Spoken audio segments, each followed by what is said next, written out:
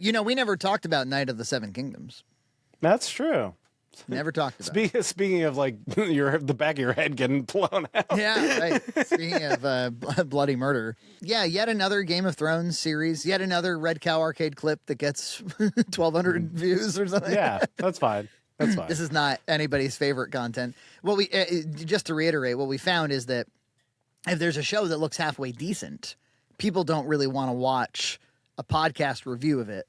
They figure they'll get around to watching it eventually. What I've noticed is that they don't get around to watching it eventually.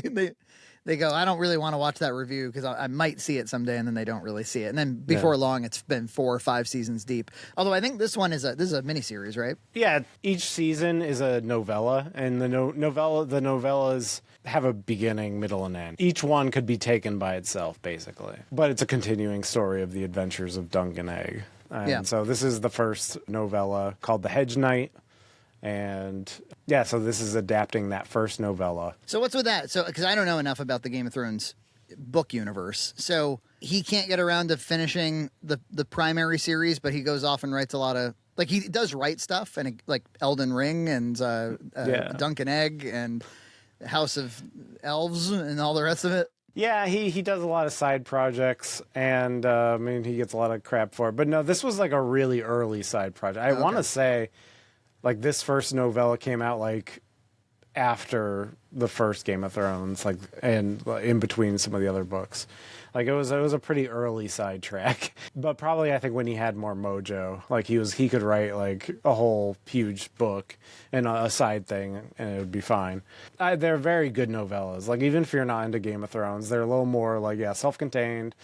There's like a fixed protagonist. The perspective is always on Dunk, and they're less cynical, I want to say. They're like less like, the whole like intrigue, palace intrigue, like who knows who's dead, who'll die, and far less political, really, much more character driven, and one hell of a character, I thought, like very I don't want to say like simple, but like kind of like narrow in scope, which allows you to kind of focus on one thing at a time. And it's about a tall dude who grew up in this horrible world.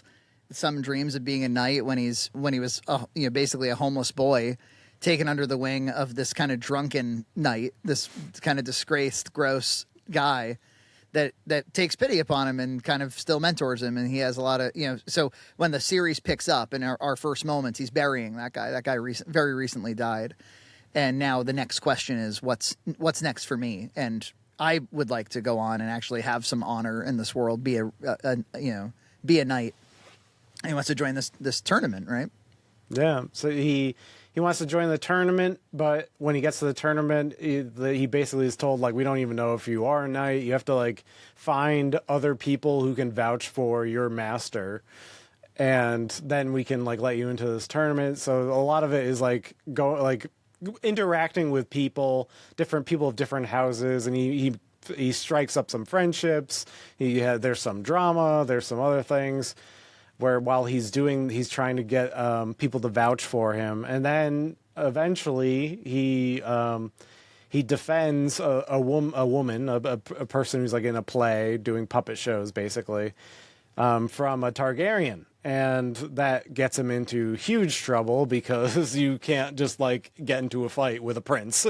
But he is able to, through all of his interactions, he's able to get people to vouch for him, and even a Targaryen prince goes on his side. So and then that's the whole culmination of the series is like all these people fighting for this guy who's like, who is he? He's just a simple guy who's trying to be a knight.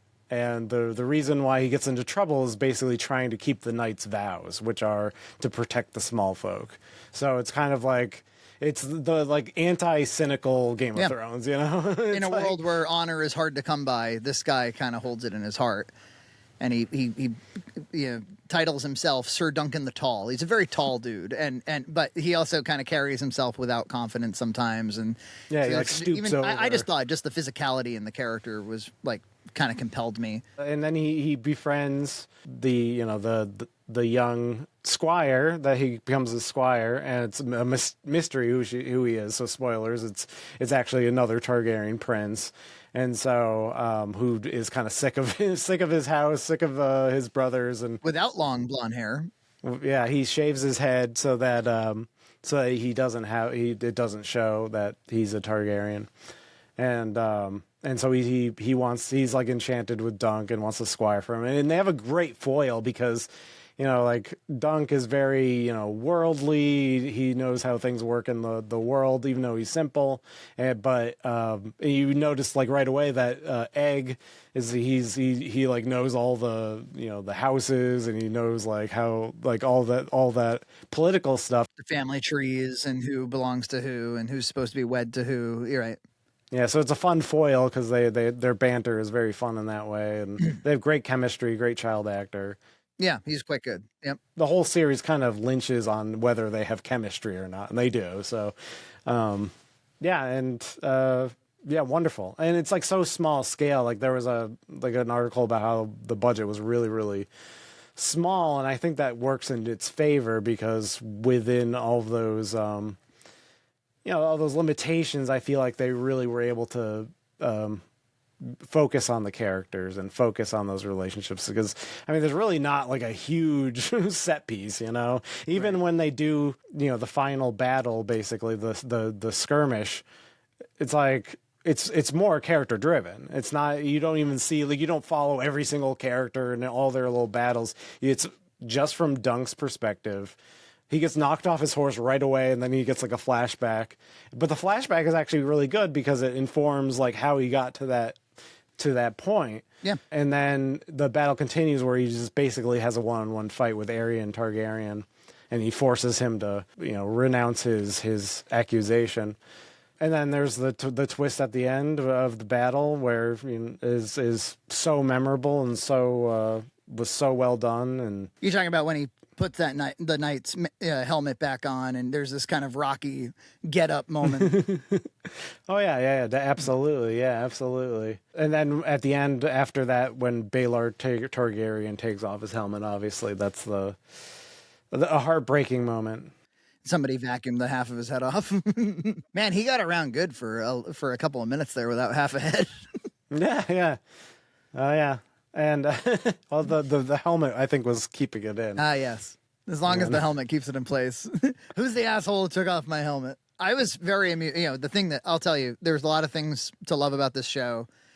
One was that it was 35 minutes per episode, and it was only 8 episodes. That's pretty good. It probably could have been cut into a movie. And I think that probably would have been a better vehicle for this story. But the thing about that is that movies are dead. They're done. It's like you need people watching every week and people talking about the show, and people were talking about the show. People liked, and it built momentum. So it was smart that they did it, but I think it was definitely more of like a movie length. And I still think that we're in a place with movies where if it's going to be in a theater, you're really dragging people out of their house to go see it. And so it needs to have some kind of huge hook, huge spectacle, huge something. This doesn't have that. No. In a time pre-streaming where like every movie you watch, you pay for, then sure. Then it's like, let's go out to the movies and go see a special movie. And it can be a rom-com or whatever, but they're just too commodified now. But unlike House of the Dragon and Game of Thrones, this is not a cheap show. But at 35 minutes an episode with a smaller scale, I think my guess would be that the budget has got to be a quarter of what House of the Dragon is. It seems that way to me. There's like no CG. There's no dragons, right? Yeah. Yeah, they said the showrunner was like, we had to like make the last battle really foggy for budget constraints. I'm like, oh wow, it's like an N64 game where they make everything it's all emulated like shit on the NSO, and now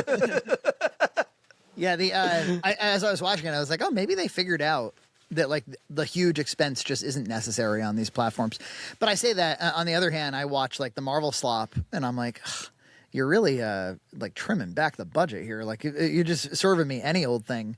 But yeah, in other words, there's like you can scale the budget back and still compel somebody with story and character, and that's really the special effect in this thing is, I think, Duncan himself, and I think obviously entertainment reflects the culture, it reflects the times, And the fact that it's not cynical, the fact that it's not like it's Lord of the Rings except gay fucking, or you know, whatever the sell of like Game of Thrones initially was.